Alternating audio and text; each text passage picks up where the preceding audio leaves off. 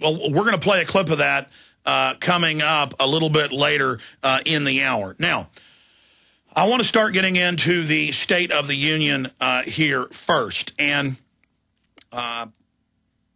last night, got the kids to bed and everything, and then I went back on YouTube and watched the entire State of the Union. I didn't watch it live. I watched it after it was archived. And to describe it as propaganda, it would be a disservice. It's worse than propaganda. It was mind control. It was re-education. It was brainwashing. It was a complete fraud. Everything he said was an abominable lie, a fraud, a groupthink twisting. And the biggest issue here, and I'm going to go through a lot of these points, but I tried to write notes on it, and I'm not going to go over all 5 pages of them, but the biggest issue was they told members of Congress to sit together. Well, we need separation of powers. We need people to fight within the Democratic and Republican parties against these illegal wars and the Patriot Act and the banking occupation and looting that's going on. We don't need to, quote, fix America to have everybody agree and to cut back the rhetoric. But see, this shows the Republicans and Democrats are circling the wagons against the people and against the Tea Party. 2 years ago, they were somewhat successful in the media running this mass hoax that only Democrats were being heckled at town hall events or meet and greet events. I remember in 2008 and early 2009, Rick Perry would be booed off the stage back when he was pushing Gardasil and NAFTA highways and New World Order stuff. Senator Cornyn would be booed off the stage everywhere he went here in Texas. I saw videos on YouTube and other sites, just Republicans, Democrats, they had an 11% approval rating in Congress, both parties. People were after Democrats, Republicans. But the media spun it as if it was a right-wing revolt. We're able to brand it as you only go and protest if you're a conservative against a liberal. And then they made it left-right and divided the people against each other, where Democrats say, well, I better defend the government's agenda because I don't want to be with those Republicans. Then they branded it as racist. Oh, you don't want government-run health care? Oh, you don't want open borders? Oh, you don't want gun control? You're a racist. So they really tried to divide people along race, along class, along social class warfare. Now, the Republicans and Democrats, we've seen all these Republican leaders say, yes, we've got to tone down the rhetoric. And the big lie, and he brought up the Arizona shooting at the beginning of his speech. In fact, we can play that later. He said, it's great to have Republicans and Democrats. It's great to have debate. It's great to have arguments. But then you got the Arizona shooting. And that has showed us to come together and to stop all this fighting. So the big lie there is, if you don't like what the government's doing, and we are the people, we are the government, if we try to change it and put it back on a constitutional course, we're causing shootings. So it's a dirty thing to be angry and to be vocal and to exercise your First Amendment that created this country. Free speech started this nation. That's why it's the First Amendment. It was violations of free speech and newspapers being shut down that spurred the 1776 movement. One of the biggest factors in all of that. And so that was really the big lie.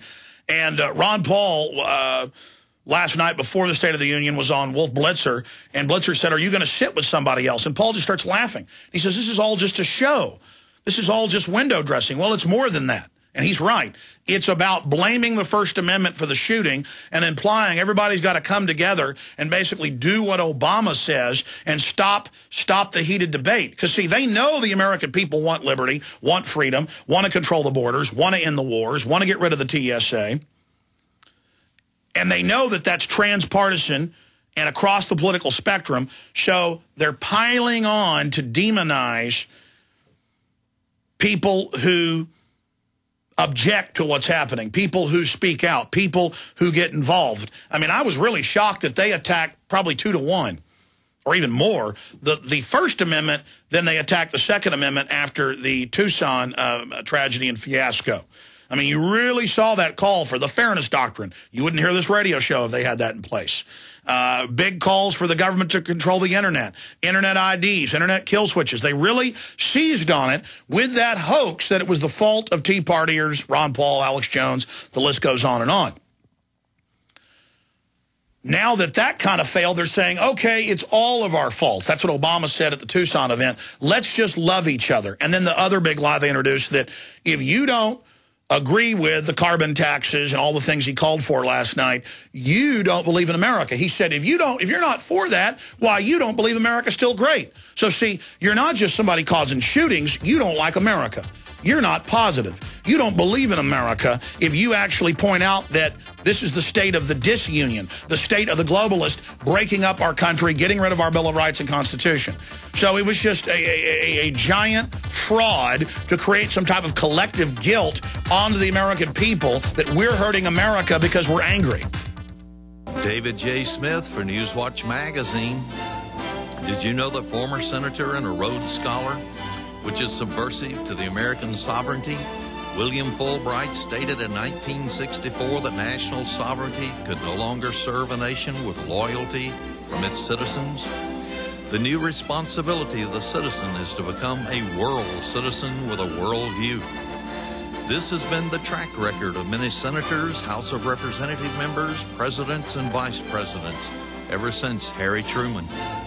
We'd like to help you understand why these things are happening by offering you an absolutely free one-year subscription to Newswatch Magazine. It watches world news in the light of Bible prophecy. Just call our toll-free number, 1-800-516-8736. That's 1-800-516-8736. Have you ever felt like the United States government knows way too much about your financial affairs? I continue to hear stories about property seizures, frozen bank accounts, confiscation of stocks and bonds. It makes me wonder if the U.S. citizen will ever again have the right to life, liberty, and the pursuit of happiness. Unfortunately, with the Drug and Money Laundering Act, the IRS Revenue Ruling 6045 of 1984, and the Trading with the Enemy Act and Franklin D. Roosevelt's Executive Order of 1933, some precious metal holdings are subject to government intervention. For this reason, Midas Resources has prepared a report explaining the boundaries of trading precious metals privately.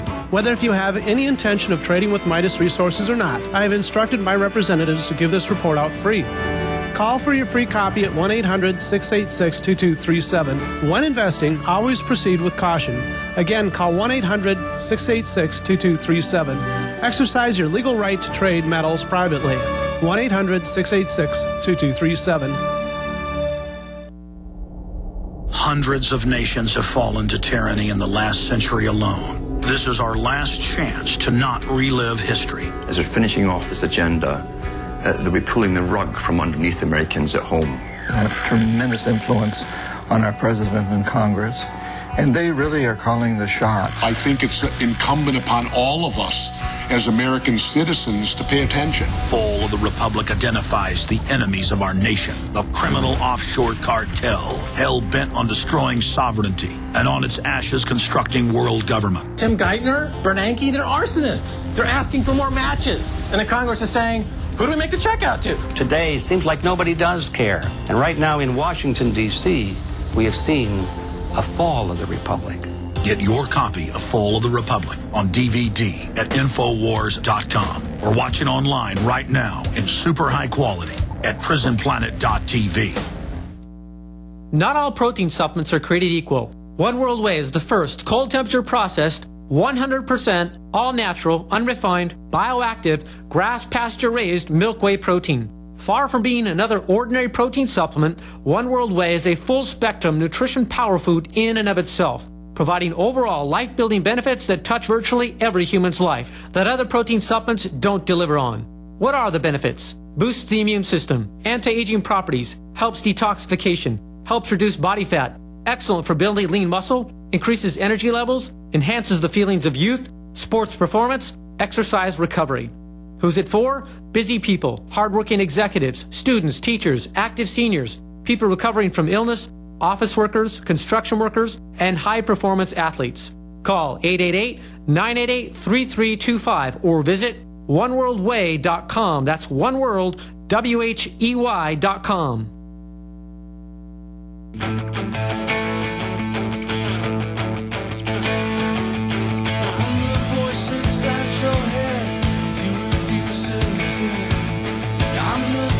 You have to face, mirrored in your stare.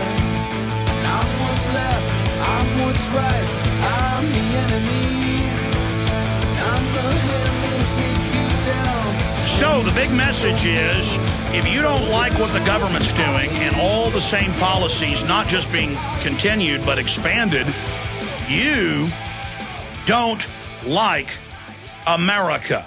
And he said that over and over again. America's strong. America's good. Yeah, we've had some knocks, but we need to be positive. We need to come together under the globalist leadership that is dissolving what was a free and prosperous republic. And you've got to sit together, and you've got to lower the rhetoric. Oh, yeah, it's great to have parties. It's great to argue with each other, but then you get a shooting like Arizona, and then we got to come together. It lets us know. I mean, he literally implied that America was in trouble because we're angry. No, people are angry because we're losing our liberties, our freedoms, our dollars being devalued. The states across the board are going bankrupt and trying to erect all these new taxes and cutting benefits when that is a very small part of the equation compared to the offshore banking cartels' debt in derivatives that we've signed on to. We've had multiple economists on to break this down. You could get rid of all entitlements, Social Security, welfare, everything, the entire Defense Department. We have signed on to too big to fail, the $1,000+ trillion created globally by the private central banks. And that's how they've held us hostage. They are holding us hostage in a big way. They're saying, oh, the global economy is unstable. Keep giving us more money. What did Davos call for, the big globalist kind of public Bilderberg confab? What did they call for just yesterday? Same thing they called for, the Federal Reserve called for last week. $100 trillion. In fact, let's search engine that. Davos calls for $100 trillion in additional liquidity. And that means $100 trillion to them. And then they don't just fractional reserve leverage it 10 to 1 or 8 to 1. As was the old metric. It's unlimited, and they create new derivatives and manipulate markets. With $100 trillion under the old fractional reserve banking system, that is a quadrillion, or 1,000 trillion. They're asking for 1,000 trillion. When they ask for 100 trillion in new liquidity, headline, if you want to search it, Davos calls for 100 trillion, and that'll pull it up. 100 trillion into the banks. Now, what did Ron Paul say? What did Ron Paul do? He hit the nail on the head when they said, well, aren't you going to sit together? And, I mean, he just pointed out how this is ridiculous theater. Here is that clip of Congressman Ron Paul. Sitting tonight with a Democrat or Republican? In other words, do you have a date? No, I do not. I haven't made a decision on that. Why not? Everybody else seems to be making decisions on that. You think it's a good idea that they divide it up into, they used to divide it up, the Democrats on one side, the Republicans on the other side. This year, a lot of people after Tucson, they want to sit together. I think it's a bunch of fluff. I sit with a bunch of what? Fluff. I don't think it has a lot of meaning. But I sit with Dennis Kucinich and other progressive Democrats when we want to talk about civil liberties and foreign policy, and we do it routinely in the middle of the auditorium, in the middle of the House. So I think that's the only thing that counts. I think sitting together tonight, because the media has gotten a hold of this and making a big deal of it, I'm not against it. I hope it does a lot of good, but I still think it's a lot of fluff. A lot of fluff. All right, one final question. I know you're living, at least in Washington, with your son, the newly elected senator from Kentucky, Rand Paul. He's going to be joining us tomorrow. How's that working out, sharing a house with your son? All right. Well, it's still pretty new. Then he makes a joke about, Ron Paul's